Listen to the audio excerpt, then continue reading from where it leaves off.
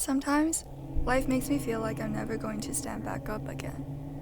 All the colors drain from my body, leaving behind a skeleton of what was once filled with the flesh and blood of joy.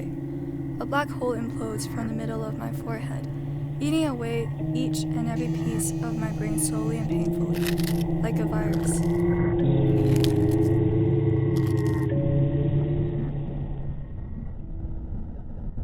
On days like these, nothing makes sense. The past becomes either a golden reservoir of finished adventures that I can never experience again, or an accursed pathway that has inevitably led me to who I am today. Everything is dark and clouded. I feel trapped. It's almost like hiking on a foggy day. All that you can see looking forward is the endless trail extending onwards, and all around you are towering trees blocking your vision, the thick fog enveloping your sight from the golden touch of the sun.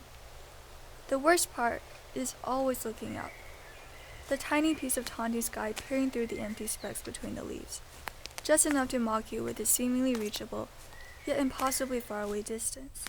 The mountaintop of clarity and purpose seems like a promised land that you can never reach as doubt surfaces in your mind, mocking and laughing viciously.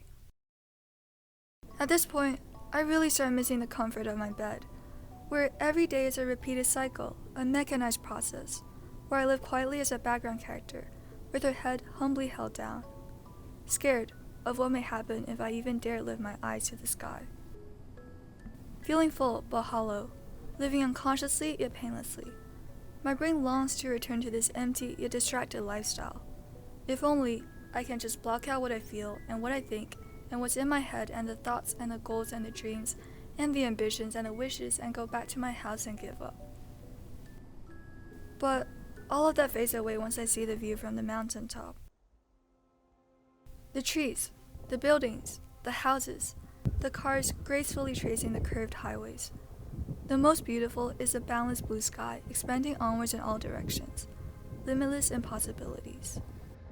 Those are the good days, the days when things made sense.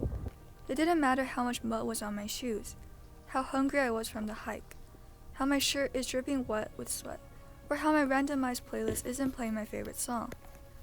All the countless times of laying sleeplessly staring at my ceiling at 3 a.m. and locking myself in my dark bedroom crying seemed to have a purpose, like pulling an arrow back before launching it at a target. Bad days are honestly pulverizing. It's much easier to live in oblivion, distracted, than to give it all you've got. But then you wouldn't be able to really experience it all, would you? Without being completely famished, how can you truly enjoy a big, lavish meal?